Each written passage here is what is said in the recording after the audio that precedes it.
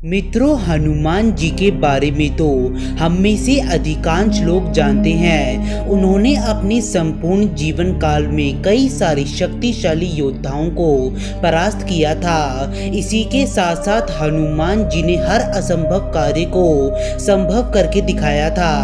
हनुमान जी स्वयं भगवान शिव के 11वें रुद्र अवतार हैं। ये बात तो हम सभी जानते हैं, परंतु हम में से अधिकांश लोग ये बात नहीं जानते कि भगवान शिव और हनुमान जी का एक बार भीषण युद्ध भी हुआ था। आखिर क्यों भगवान शिव को अपने ही अंश यानी हनुमान जी से युद्ध करना पड़ा था और दोनों के बीच हुए इस युद्ध का क्या परिणाम निकला? इस युद्ध में किसकी विजय हुई, स्वयं भगवान रुद्र की या फिर उनके रुद्रांश की? ये सब कुछ जानने के लिए इस वीडियो को अंत तक अवश्य देखिएगा।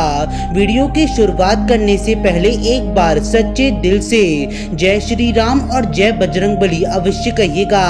आपके अपने चैनल हिस्ट्री ऑफ गॉड में आप सभी का बहुत बहुत स्वागत है। अगर आपने अभी तक हमारे चैनल को सब्सक्राइब नहीं किया तो हमारे चैनल को सब्सक्राइब कर दीजिए, इस वीडियो को लाइक कर दीजिए, बेल आइकन आएगा उसे ऑल पे सेट कर दीजिएगा ताकि हमारे लेटेस्ट वीडियो सबसे पहले आपके पास पहुंचे। मित्रों, इस संपूर्ण कथा का वर्णन हमें पद्म पुराण के पाताल खंड में मिलता है।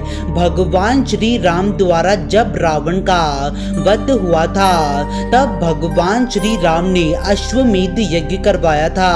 अश्वमेध यज्ञ का अश्व सभी राज्यों को प्रभु श्री राम के अधीन करते करते देवपुर नाम के राज्य में गया। उस राज्य के राजा का नाम था वीरमणि। वीरमणि भगवान शिव के परम भक्त थे।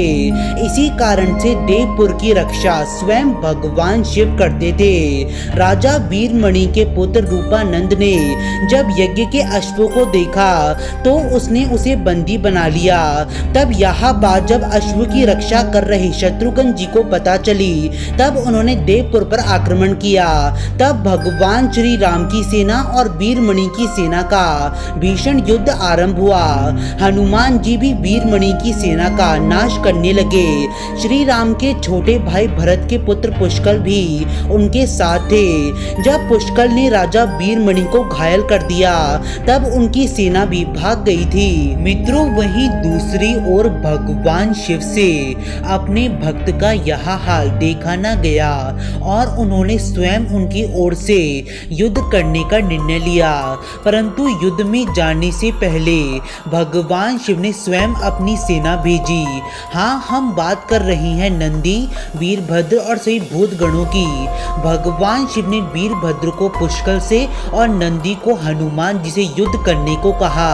वीरभद्र और पुष्कल का युद्ध 5 दिन तक चलता रहा, पर अंत में वीरभद्र ने पुष्कल का वध कर दिया।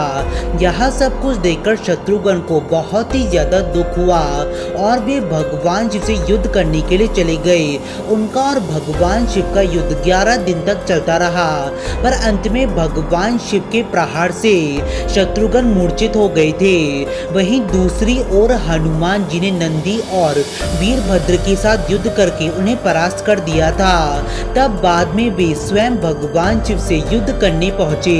उन्होंने भगवान शिव से कहा कि प्रभु, आप स्वयं भगवान श्री राम के भक्त हैं, तो आप हमसे युद्ध कैसे कर सकते हैं? इस पर भगवान शिव ने कहा, मैंने राजा वीरमणि को उनके राज्य की रक्षा करने का वचन दिया है, इसीलिए मैं राजा वीरमणि की सहायता करने के लिए विवश हूँ। मित्रों, इसके बाद हनुमान जी और भगवान शिव का भीषण युद्ध आरंभ हुआ, जहां उन दोनों ने एक दूसरे के ऊपर कई सारे दिव्यास्त्रों का प्रयोग किया।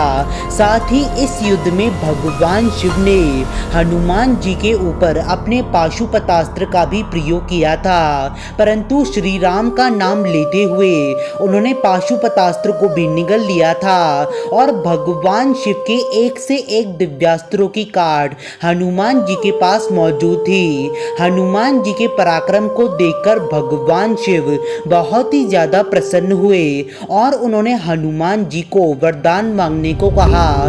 इस पर हनुमान जी बोले, इस युद्ध में भरत के पुत्र पुष्कल का वध हुआ है, साथ ही शत्रुघ्न भी मूर्छित हो गए हैं। मैं द्रोणागिरी पर्वत से संजीवनी बूटी लेने जा रहा हूँ तब तक आप मुझे वचन दीजिए कि आप इनके शरीर की रक्षा करेंगे। भगवान शिव ने उन्हें यह वचन दिया। फिर हनुमान जी तुरंत द्रोणागिरी पर्वत आए और संजीवनी बूटी लेकर पुनः युद्ध भूमि में पहुंच गए। संजीवनी बूटी के प्रयोग से भरत के पुत्र पुष्कल पुनर्जीवित हो गए। साथ ही जो शत्रुघ्न थे वह भी स्वस्थ हो गए थे। मित्रों, तब शत्रुघ्न जी और भगवान शिव के मध्य में पुनः युद्ध आरंभ हुआ।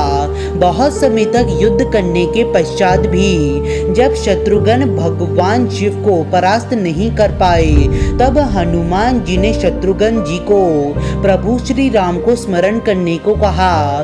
शत्रुघ्न जी ने ठीक ऐसा ही किया और तत्काल युद्ध भूमि में प्रभु श्री राम प्रकट हो गए। उन्हें देखकर भगवान शिव भी उनकी शरण में चले गए और उन्होंने वीरमणि को और उनकी संपूर्ण सेना को ठीक ऐसा ही करने को कहा।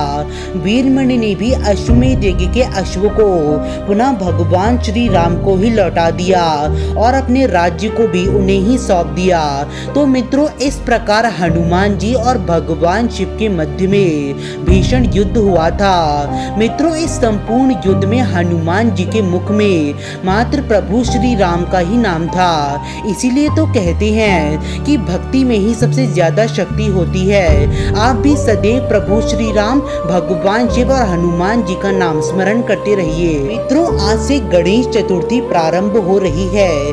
भगवान गणेश जिन्हें स्वयं पर ब्रह्म की संज्ञा दी गई है, आपके और आपके पूरे परिवार को हमारी ओर से गणेश चतुर्थी की हार्दिक शुभकामनाएं। मित्रों, आशा करते हैं कि आप सभी को हमारी यह वीडियो पसंद आई होगी। यदि पसंद आई है तो वीडियो को लाइक कर दीजिए और चैनल को सब्सक्राइब कर दीजिए, क्योंकि हमारे चैनल पे सनातन धर्म से जुड़ी गई सारी जानकारी हम सीधा आप तक पहुंचाते हैं। एक बार सभी जीवों के कल्याण हेतु ओम नमः शिवाय और ओम विष्णवे नमः अवश्य कहिएगा। आप सभी का धन्यवाद।